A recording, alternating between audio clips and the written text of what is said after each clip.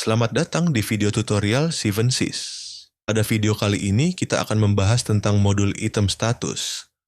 Modul ini digunakan untuk memberikan status tertentu pada item master, baik untuk membatasi jenis transaksi yang dapat dilakukan terhadap item tersebut, maupun untuk membatasi siapa yang dapat melihat item tersebut berdasarkan cost center. Fungsi ini sangat berguna untuk perusahaan yang memiliki struktur produk rahasia atau memiliki aturan khusus terhadap pengelolaan barang yang sudah tidak ingin dibeli lagi tetapi masih ingin dijual, seperti barang dengan status discontinue. Sebagai contoh, apabila suatu barang diberi status discontinue, maka aturan yang diterapkan adalah barang tersebut tetap bisa dijual melalui transaksi sales order, tetapi tidak boleh lagi dibeli melalui transaksi purchase order.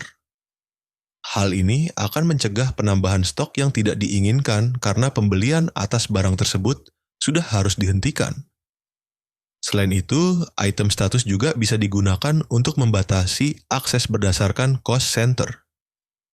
Artinya, hanya cost center tertentu saja yang bisa melihat atau menggunakan item tersebut, terutama dalam menu Simulated Picklist dan Multi-Simulated Picklist. Ini bermanfaat untuk menjaga kerahasiaan struktur produk atau mengatur otorisasi penggunaan item tertentu dalam lingkungan produksi. Perlu dibedakan antara fungsi kolom isActive dan kolom item status.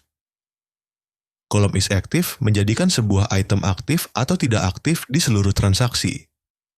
Sedangkan item status bersifat lebih fleksibel karena item masih bisa digunakan tetapi dibatasi hanya pada transaksi-transaksi tertentu yang tidak masuk dalam daftar pembatasan.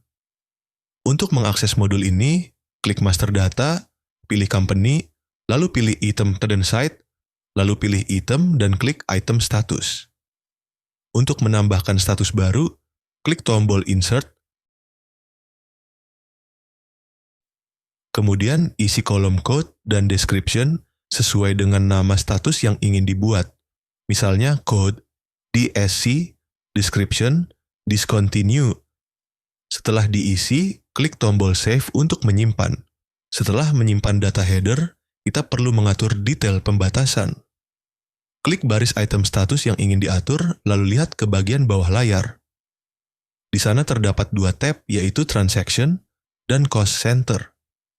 Pertama, untuk membatasi jenis transaksi, klik tab Transaction.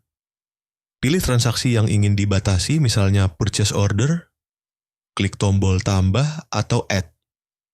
Setelah transaksi masuk ke daftar, itu berarti bahwa item dengan status tersebut tidak akan bisa digunakan dalam transaksi yang dipilih.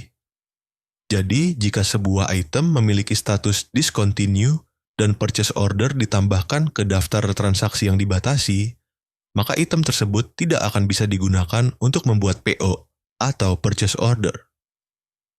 Ini memastikan bahwa tidak akan ada pembelian tambahan atas barang tersebut.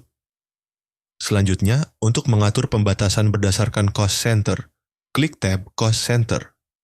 Pilih cost center yang diberikan izin untuk menggunakan item dengan status ini. Klik tombol tambah. Cost center yang didaftarkan akan muncul di daftar detail. Perlu diingat bahwa pembatasan berdasarkan cost center ini hanya berlaku untuk menu Simulated Picklist dan Multi-Simulated Picklist. Artinya, hanya user dengan otorisasi cost center tersebut yang akan bisa memilih item tersebut dalam dua menu tersebut. Sistem juga mencatat informasi pembuat dan pengubah data. Kolom user create dan date create akan otomatis terisi oleh sistem saat data pertama kali dibuat. Kolom user update dan date update akan mencatat siapa yang mengubah data dan kapan data tersebut terakhir diperbarui. Jika Anda ingin melakukan perubahan, klik tombol edit. Anda dapat mengubah code, description, maupun menambah dan menghapus detail transaksi atau cost center. Setelah perubahan selesai, klik tombol save. Untuk menghapus data, klik tombol delete. Namun jika item status tersebut sudah digunakan dalam transaksi atau sudah terpakai di menu-menu terkait dengan data tersebut, maka data tersebut tidak bisa dihapus. Demikian penjelasan lengkap mengenai modul item status di Sivensys. Dengan menggunakan fitur ini, perusahaan dapat mengontrol penggunaan barang dalam transaksi dan menjaga keamanan data berdasarkan struktur otorisasi yang ditentukan. Terima kasih atas perhatian Bapak dan Ibu sekalian. Wassalamualaikum warahmatullahi wabarakatuh.